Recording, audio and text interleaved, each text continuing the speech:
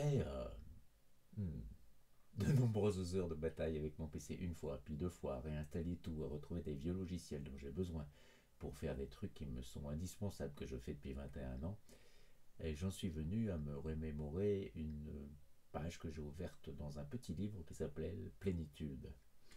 Il est là, derrière moi. Ouais, je vais le chercher.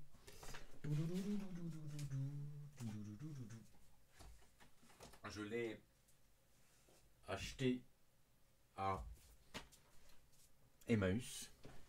Et quand tu ouvres au hasard, il y a toujours des trucs qui sont intéressants. Je mets mes lunettes pour lire. Ce sont des lunettes de vue. Normalement, j'ai mon handicap. Et ça dit ça. Nos vies sont si remplies de choses à faire. Non, il vaut mieux garder les lunettes. D'obligations à honorer, de gens, de choses matérielles, d'informations, de bruit et d'activités, que nous pouvons en être tout étourdis. Se posent alors les questions suivantes. Qu'est-ce qui est indispensable? Qu'est-ce qui est utile? Ou qu'est-ce qui est dérisoire et superflu?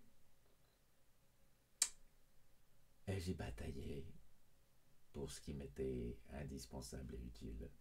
Cette fichue page du jour que je fais depuis 21 ans et qui me permet de faire catharsis pour tout ce qui me coulerait sinon dans le cadre de ce profil un peu particulier que je possède.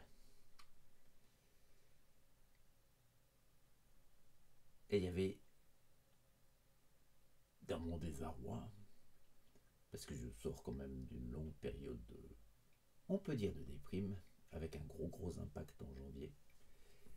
Et je ne vais pas m'étaler sur les raisons. Et je voudrais donc livrer la deuxième chose qu'il y avait dans ce petit ouvrage, à la même page. Je remets les lunettes. Votre vie est extraordinairement importante.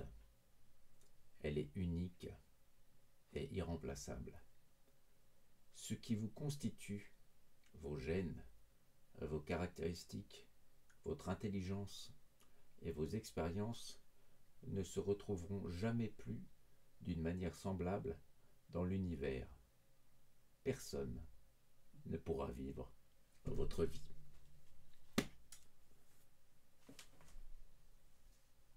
C'est assez libérateur.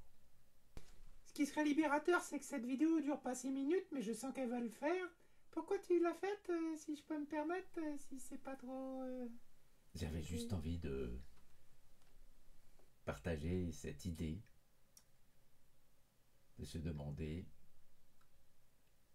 une fois qu'on a défini ces piliers, les choses qui nous soutiennent, qu'est-ce qui est utile, qu'est-ce qui est indispensable et qu'est-ce qui est superflu, dérisoire.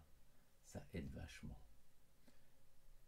Et en dépit du fait que pour beaucoup de personnes ça aurait été superflu, dérisoire, la raison pour laquelle j'ai tellement bataillé avec le PC que je risque encore de batailler demain si j'ai pas fait la bonne chose, c'est que ce que je fais tous les jours depuis 21 ans, cette page du jour, est absolument utile et indispensable. Ah oui, la page du jour sur lapagedujour.net. Donc, au final, c'est un peu une page de pub. Bah oui. Si jamais vous voulez rentrer dans cet univers un peu tortueux, il y a. C'est tordu, je vous préviens. Mais c'est exactement le type d'humour que j'aime. Intello-philo, des fois pipi caca. Et surtout autodérision. Sans l'autodérision. Ah bah oui, hein, sans ça... Sans ça, ce serait pas... Oui, oui. Bisous. Merci. C'était un vidéoblog un peu long. Mais j'avais besoin de décharger après 10 heures à batailler avec ce con de Windows. Et je pèse mes mots. J'aurais pu faire en effet dans le registre des émotions, l'acharnement. C'est résoudre des problèmes. Ou l'acceptation que je suis accro à ce rituel de créer chaque jour. Et là, je me dis que c'est pas mal qu'on fasse qu'une vidéo par semaine, parce que je suis pas sûre d'être aussi accro que toi. Moi, tous les jours, Je ne souhaite pas forcément d'avoir d'aussi longs rituels que moi, mais juste d'avoir la joie de la création. Quelle qu'elle soit, dans quelque domaine que ce soit, parce qu'il n'y a pas de sotte façon. Oh, pouf pouf. Il n'y a pas de sotte façon de faire. Et voilà, c'est fini, parce que c'était très long quand même. Mais je suis obligé de le faire ce soir parce que si demain mon PC plante, c'est foutu. C'est la chatte. On finit sur un petit lolcat. Et la promesse qu'on n'essaie pas de dépasser 2 minutes tout le reste de l'année. Et la promesse, c'est